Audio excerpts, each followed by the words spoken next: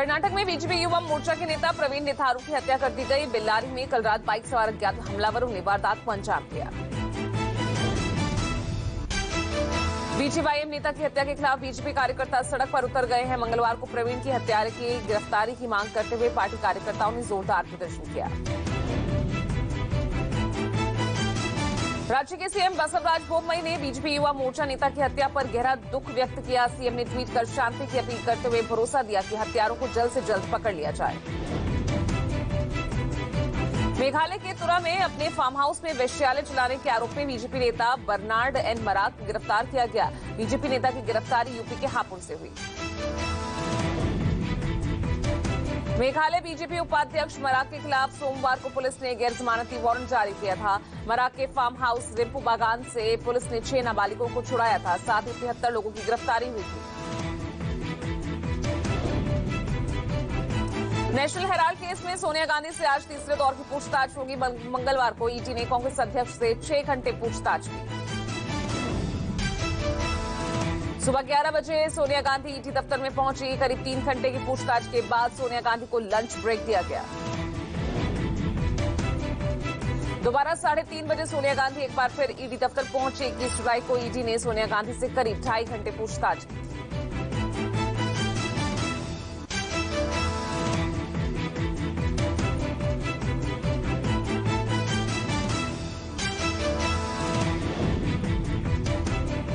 ED की पूछताछ के खिलाफ कांग्रेस का विरोध आज भी जारी रहेगा। मंगलवार को भी पार्टी ने देशव्यापी जोरदार प्रदर्शन किया। कांग्रेस ने राहुल गांधी के साथ संसद भवन से विजय चौक तक मार्च निकाला। दिल्ली पुलिस ने आगे बढ़ने से रोका तो राहुल सांसदों संग बैठे। पुलिस ने राहुल सहित कांग्रेस के 57 सांसद और 259 लोगों को हिरासत में लिया। हिरासत में लिए गए राहुल गांधी ने केंद्र पर करारा वार किया। राहुल गांधी ने कहा, महंगाई और बेरोजगारी के मुद्दे पर बात नहीं करती सरकार। पुलिस हमें बैठने नहीं दे रही और हमें हिरासत में ले रही है। राहुल ने कहा, पीएम राजा की तरह व्यवहार कर रहे हैं। कहा, जंजीर बढ़ाकर साध मुझे, हा दुर्योधन, बांध मुझे, बांधने मुझे तो आया है, जंजीर बड़ी कहलाया है। कांग्रेसी नेताओं को हिरासत में ले जाने पर भड़के कांग्रेस नेता मल्लिकार्जुन खड़गे ने कहा, हम पुलिस के निर्देश पर धरना प्रदर्शन कर रहे हैं। खड़गे बोले, ये सब विपक्ष को नष्ट करने और हमारी आवाज दबाने के लिए पीएम और अमित शाह की साजिश है। हम नहीं डरेंगे, हमारी लड़ाई जारी रहेगी। राजस्थान के सीएम अशोक गहलोत ने केंद्रीय जांच एजेंसी पर निशाना साधा। गहलोत ने कहा कि ईडी ने देश में आतंक मचा रखा है। गहलोत ने कहा, ईडी के पास बहुत पावर है। पहले राहुल को 5 बार बुलाया और अब सोनिया को बार-बार बुलाया जा रहा है।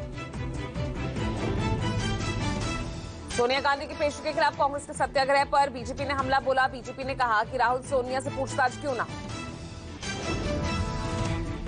बीजेपी बोली, कांग्रेस सत्याग्रह का ड्रामा कर रही है। पहले चोरी फिर सीना जोड़ी कर रही कांग्रेस। कहां जहां भ्रष्टाचार वहां जांच।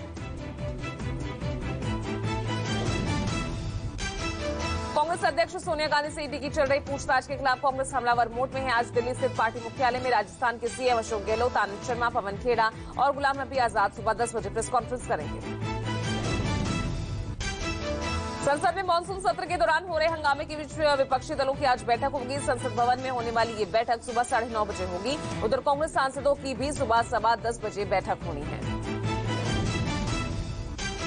सुप्रीम कोर्ट ने चुनाव के दौरान मुफ्त की योजनाओं पर रोक लगाने की बात कही है। कोर्ट ने केंद्र सरकार को निर्देश दिया कि जल्द से जल्द इस दिशा में कोई रास्ता निकाले। इस मामले में अगली सुनवाई 3 अगस्त को होगी। वोटर्स को लुभाने के लिए मुफ्त की योजनाओं की घोषणा पर सुप्रीम कोर्ट ने 3 मार्च को आपत्ति जताई थी, जिस पर याचिकाकर्ता ने याचिका वापस ले ली थी। लेकिन मंगलवार को कोर्ट ने इसी तरह के एक दूसरे पेंडिंग मामले में सुनवाई करते हुए यह आदेश जारी किया।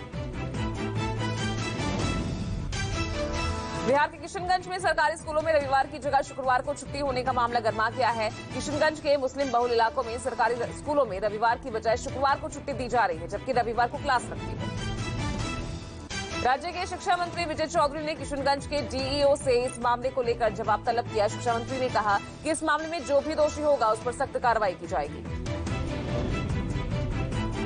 किशनगंज जिले में 68% आबादी मुस्लिमों की है। जिन सरकारी स्कूलों में 60% बच्चे मुस्लिम हैं, वहां साप्ताहिक छुट्टी शुक्रवार को होती है।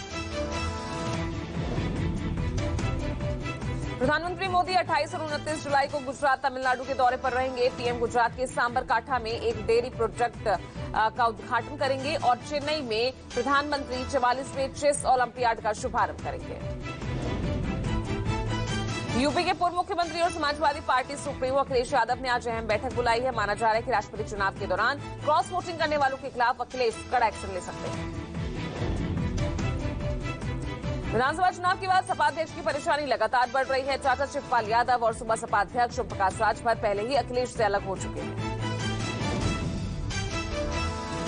यूपी की राज्यपाल आनंदीबेन पटेल ने आज योगी कैबिनेट के मंत्रियों को चाय पर बुलाया है। राजभवन में होने वाली टी पार्टी में सीएम योगी और दोनों डिप्टी सीएम सहित सभी मंत्रियों के पहुंचने की उम्मीद है।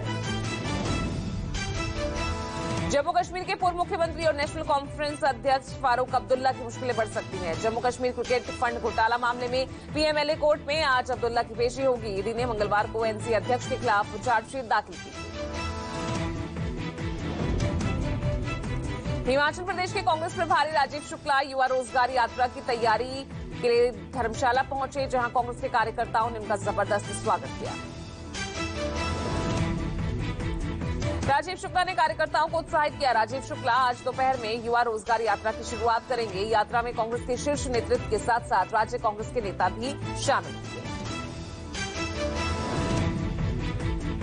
राज्यसभा से विपक्ष के 19 सांसद निलंबित किए गए। सदन के वेल में आने और नारेबाजी के लिए सांसदों को निलंबित किया गया। तृणमूल कांग्रेस सांसद सुष्मिता देव, डॉक्टर शांतनु सेन और डोला सेन समेत 19 सांसदों के इस्तीफे के लिए निलंबित किया गया। महाराष्ट्र में सीएम एकनाथ शिंदे लगातार उद्धव ठाकरे के घर में सेंध लगा रहे हैं। मंगलवार को ठाकरे परिवार की बहू स्मिता ठाकरे ने सीएम शिंदे से मुलाकात की। मुख्यमंत्री से मुलाकात के बाद स्मिता ने कहा, मैं राज्य के नए मुख्यमंत्री को राज्य की बागडोर संभालने के लिए बधाई देने आई। गुजरात के मुख्यमंत्री भूपेंद्र पटेल ने जहरीली शराब से हुई मौत को लेकर उच्च स्तरीय बैठक की। मुख्यमंत्री ने अधिकारियों को कड़ी कार्रवाई करने के आदेश दिए। बोटाट में जहरीली शराब से मरने वालों की संख्या बढ़कर 32 तक पहुंच गई है। दर्जनों लोग फिलहाल अस्पताल में भर्ती हैं, जिनमें कई की हालत गंभीर बताई जा रही है। गुजरात में जहरीली शराब का कहर, मृतकों का आंकड़ा बढ़कर 32 पहुंचा। 30 से ज्यादा लोग अस्पताल में भर्ती। बटौद, भावनगर, अहमदाबाद में जहरीली शराब पीने से लोगों की तबियत बिगड़ी। मेथनॉल मिलाकर जहरीली शराब बनाई जा रही थी। गुजरात सरकार ने जहरीली शराब की जांच के लिए एसआईटी का गठन किया। गुजरात दौरे पर दिल्ली सीएम अरविंद केजरीवाल ने भी जहरीली शराब से बीमार लोगों का हालचाल जाना। भावनगर अस्पताल में जहरीली शराब से बीमार मरीजों को भर्ती कराया गया है। गुजरात में जहरीली शराब मामले में अरविंद केजरीवाल ने राजनीतिक संरक्षण का आरोप लगाया। कहा, बहुत दुर्भाग्यपूर्ण है कि जो लोग शराब बेच रहे हैं उन्हें राजनीतिक संरक्षण है। कांग्रेस ने भी बीजेपी सरकार को घेरा। कहा, अवैध शराब कारोबारी और पुलिस की सांठगांठ है। बीजेपी नेता साथ देते हैं। शराब बेचने के लिए पुलिस हर महीने रिश्वत लेती है। कारगिल विजय दिवस के 23 साल पूरे होने पर नेशनल वॉर मेमोरियल पहुंचे रक्षा मंत्री राजनाथ सिंह। राजनाथ सिंह ने कारगिल योद्धाओं को श्रद्धांजलि दी। राजनाथ सिंह के अलावा तीनों सेना प्रमुखों को भी वहां पर वो नेशनल वॉर मेमोरियल पहुंचे थे। सेनाध्यक्ष जनरल मनोज पांडे, नौसेनाध्यक्ष एडमिरल आर हरि कुमार और air force chief marshal B R Chaudhari, उन्होंने शहीदों को श्रद्धांजलि दी। पीएम मोदी ने भी ट्वीट कर शहीद सैनिकों का वीडियो ट्वीट किया। कहा, कारगिल विजय दिवस मां भारती के आन बान और शान का प्रतीक है। राष्ट्रपति द्रौपदी मुर्मू ने सर्वोच्च पद संभालने के बाद पहला ट्वीट कारगिल योद्धाओं के नाम किया। कहा, कारगिल विजय दिवस असाधारण वीरता, पराक्रम और दृढ़ संकल्प का प्रतीक है। प्राण न्यौछावर करने वाले वीर सैनिकों को नमन। कारगिल स्मारक पर शहीदों को पुष्पांजलि अर्पित की गई। ऑपरेशन विजय में भारतीय सेना ने अपने संकल्प और बहादुरी का परिचय देते हुए दुश्मनों को खदेड़ा था। कैम्बेल विल्सन के एयर इंडिया के सीईओ बनने का रास्ता साफ हो गया है। केंद्रीय गृह मंत्रालय ने कैम्बेल विल्सन को सीईओ बनाने के लिए जरूरी सिक्योरिटी क्लियरेंस दे दिया है। कैम्बेल विल्सन सिंगापुर एयरलाइंस के पूर्ण स्वामित्व वाली सहायक कंपनी स्कूटर एयर के सीईओ रह चुके हैं। 12 मई 2022 को एविएशन क्षेत्र में 26 साल का अनुभव रखने वाले कैम्बेल विल्सन को टाटा सन्स ने एयर इंडिया का सीईओ बनाया था। राजस्थान पुलिस की इंटेलिजेंस टीम ने जासूसी करने के आरोप में भारतीय सेना के एक जवान को गिरफ्तार किया है। इस पर सेना की जानकारी पाकिस्तानी एजेंटों को भेजने का आरोप है। पाकिस्तान की महिलाओं को भारतीय सेना से जुड़ी जानकारी और वीडियो भेजता था। आरोपी जवान शांति में राणा राजस्थान में पदस्थापित था और उसे 2 महिलाओं ने हनी ट्रैप में फंसाया था। जयपुर एयरपोर्ट पर कस्टम विभाग ने दुबई से एक विमान से स्मगल कर लाया गया सोना बरामद किया है। कस्टम ने एक यात्री के पास से 1 किलो सोना पकड़ा। बाजार में जब्त सोने की कीमत 52 लाख रुपए आंकी गई है। जम्मू कश्मीर में पवित्र अमरनाथ गुफा के पास एक बार फिर कुदरत का कहर बरपा। मंगलवार को भारी बारिश की वजह से गुफा के पास तालाब और झरनों में बाढ़ आ गई। 8 जुलाई को बाढ़ से मची तबाही से बचने के लिए प्रशासन ने 4000 से ज्यादा श्रद्धालुओं को फौरन वहां से निकाला। श्रद्धालुओं को एहतियातन पंचतरणी भेज दिया गया है। जम्मू के भगवती बेस कैंप में मंगलवार को 2100 तीर्थयात्रियों के साथ 26वां जत्था पवित्र गुफा के लिए रवाना हुआ था। सीआरपीएफ की सुरक्षा में 73 गाड़ियों का काफिला रवाना हुआ। अमरनाथ गुफा के पास 8 जुलाई को बादल फटने से अचानक आई बाढ़ में 15 तीर्थयात्रियों की मौत हो गई थी। आधिकारिक जानकारी के अनुसार 29 जून से अब तक 1,37,000 दर्शनार्थियों ने बाबा बर्फानी के दर्शन किए हैं। जम्मू में बारिश के बाद दरिया चिनाब पर बने सलाल विद्युत परियोजना बांध के गेट खोल दिए गए हैं। जिला प्रशासन ने लोगों के लिए चेतावनी जारी की। लगातार हो रही बारिश के बाद जलस्तर बढ़ने की वजह से बांध के फाटक खोले गए हैं। प्रशासन ने कहा दरिया चिनाब के किनारे ना जाएं। बरसाती नालों में आई बाढ़ ने बच्चों का घर पहुंचना मुश्किल किया। कठुआ में तेज बारिश के चलते बच्चे स्कूल में फंसे। कठुआ के डिंगा में नाले और स्थानीय नदियां उफान पर हैं। स्कूल की छुट्टी होने के बाद बच्चों को गोद में उठाकर नाला पार करवाया गया। पुंछ से कश्मीर जा रहे ट्रक पर गिरे पहाड़ से बड़े बड़े पत्थर, बाल बाल बची ड्राइवरों की जान। पत्थर गिरने से ट्रक को पहुंचा काफी नुकसान। सड़क पर पत्थर आने के चलते रास्तों को कई घंटे तक बंद करना पड़ा। प्रशासन की टीम ने रास्ते में पत्थरों को हटाया और कई जगहों पर भी लैंडस्लाइड की चेतावनी जारी की। जम्मू में लगातार हो रही बारिश से नदियां उफान पर हैं। भारी बारिश के चलते कठुआ उच्च दरिया में बाढ़ आ गई है। अचानक आई बाढ़ के चलते 5 लोग फंस गए। सूचना मिलते ही रेस्क्यू टीम मौके पर पहुंची। बाढ़ में फंसे लोगों को बचाया गया।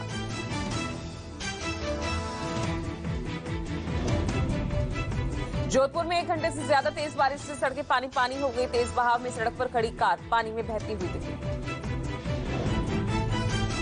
पानी के बहाव में 1-2 नहीं कई कारें सड़क पर बही। बाजार में गाड़ियों को पार्क किया गया, पर तेज बारिश के चलते न सिर्फ कार बल्कि दुकानों का सामान भी बहता दिखा। रायसेन के मंडीदीप में हल्की बारिश में NH 46 पर बना पुल गिरा। सर्विस रोड का पुल कलियासोत डैम के पानी के चलते टूटकर गिर गया। हादसे के वक्त पुल में कोई मौजूद नहीं था और इसके चलते बड़ा हादसा होने से टल गया। पुल के टूट जाने से रास्ता बंद कर ट्रैफिक डायवर्ट कर दिया गया। अडानी ग्रुप के चेयरमैन गौतम अडानी ने मंगलवार को शेयरधारकों को संबोधित किया। कहा क्लीन एनर्जी के क्षेत्र में अग्रणी रहेगा भारत। गौतम अडानी ने एनुअल जनरल मीटिंग में बताया भारत में निवेश से कभी पीछे नहीं हटे। $70 अरब का फिलहाल निवेश कर रखा है। गौतम अडानी ग्रुप का मार्केट कैपिटलाइजेशन $200 अरब अमेरिकी डॉलर से ज्यादा हुआ। अडानी ने कहा रिन्यूएबल एनर्जी की कैपेसिटी 300% बढ़ी। अडानी एंटरप्राइजेस की एनुअल जनरल मीटिंग में गौतम अडानी बोले, कहा कि हमने data centre, digital super app, औद्योगिक क्लाउड, रक्षा, एरोस्पेस, धातु और सामग्री के क्षेत्रों में प्रविष्टियां की।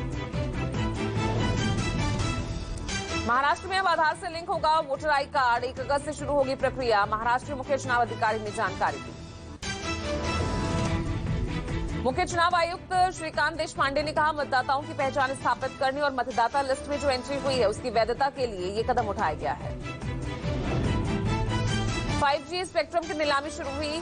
करीब 4.3 लाख करोड़ रुपए के कुल 72 गीगाहर्ट्ज स्पेक्ट्रम की नीलामी होगी। 5G स्पेक्ट्रम की नीलामी शुरू होने से पहले रिलायंस जियो ने 14,000 करोड़ रुपए की अग्रिम राशि जमा कराई है, तो वहीं अडानी ग्रुप ने 100 करोड़ रुपए जमा कराए हैं। सिद्धू मूसेवाला हत्याकांड में मुख्य आरोपी माने जा रहे शार्प शूटर दीपक मुंडी को पंजाब पुलिस ने गिरफ्तार किया। अमृतसर के अटारी में एक ज्वाइंट ऑपरेशन में दीपक मुंडी को गिरफ्तार किया गया। मनप्रीत और जगरूप के एनकाउंटर के बाद ही मुंडी की बचाहट। बिहार के मुख्यमंत्री नीतीश कुमार एक बार फिर कोरोना संक्रमित हुए। कल बुखार के चलते ही राष्ट्रपति के शपथ ग्रहण समारोह में नहीं पहुंचे थे नीतीश। कोरोना की रिपोर्ट पॉजिटिव आने के बाद मुख्यमंत्री नीतीश कुमार आइसोलेशन में हैं। नीतीश कुमार ने अपने संपर्क में आए लोगों को टेस्ट कराने की अपील की। राजस्थान में पहली बार किसी कैबिनेट मंत्री की शिकायत राज्य मंत्री से की गई। पूर्व मंत्री गोलमा देवी ने कैबिनेट मंत्री रमेश मीना पर लगाए भ्रष्टाचार के गंभीर आरोप। राज्य मंत्री राजेंद्र गुढ़ा को ज्ञापन सौंपकर सीएम से कार्रवाई करवाने की मांग की गई। गोलमा देवी ने कहा, कैबिनेट मंत्री रमेश मीना ने भ्रष्टाचार कर घर भर लिया। गहलोत सरकार में खेल मंत्री अशोक चांद्रा का ब्यूरोक्रेट और नेताओं के टकराव पर बड़ा बयान। कहा, इस बात की गारंटी नहीं कि ये टकराव दोबारा ना होगा। अशोक चांद्रा ने कहा, जनप्रतिनिधि और नौकरशाहों के बीच पहली बार टकराव नहीं हो रहा, इससे पहले भी इस तरह के टकराव होते आए। देश में कोरोना के मामलों में गिरावट। 24 घंटों में 14,830 नए मरीज मिले। 36 संक्रमितों की मौत हुई। आंकड़ों के मुताबिक एक दिन में 18,159 लोग ठीक हुए। एक्टिव केसेस की संख्या 1,47,000 से ज्यादा। महाराष्ट्र में कोरोना के मामलों में कमी। 24 घंटों में 785 नए कोरोना मरीज मिले। 6 संक्रमितों की मौत हुई। दिल्ली में पिछले 24 घंटों में कोरोना के 463 नए मरीज मिले। 2 संक्रमितों की मौत। 609 मरीज ठीक हुए। दिल्ली सरकार ने तेज की वैक्सीनेशन की रफ्तार। मेट्रो स्टेशन मॉल में भी लगेगा कोरोना का टीका।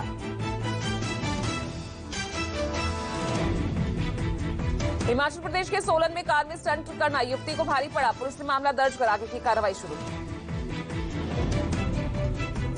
युवती बड़ी तेजी से कार चला रही थी। इसमें 2 युवक भी बैठे थे। वो कार का दरवाजा खोलकर शोर मचा रहे थे।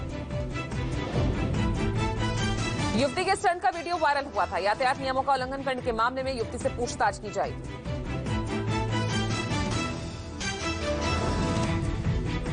मुंबई के छत्रपति शिवाजी महाराज टर्मिनल के पास लोकल ट्रेन का डिब्बा पटरी से उतरा। किसी के हताहत होने की खबर नहीं। यातायात लेकिन प्रभावित हुआ।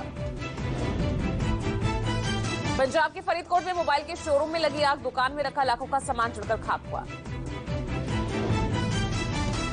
गनीमत रही कि आग अपने आप बुझ गई। शॉर्ट सर्किट के चलते आग लगने की आशंका जताई जा रही है।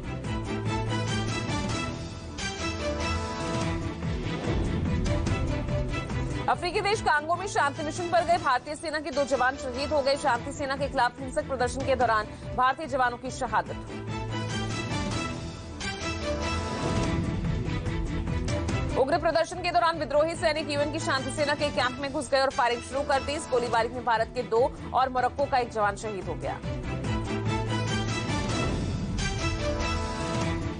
26 जुलाई 2022 को कांगो के बुटेम्बो में तैनात बीएसएफ के 2 जवानों की गोलीबारी में मौत हो गई।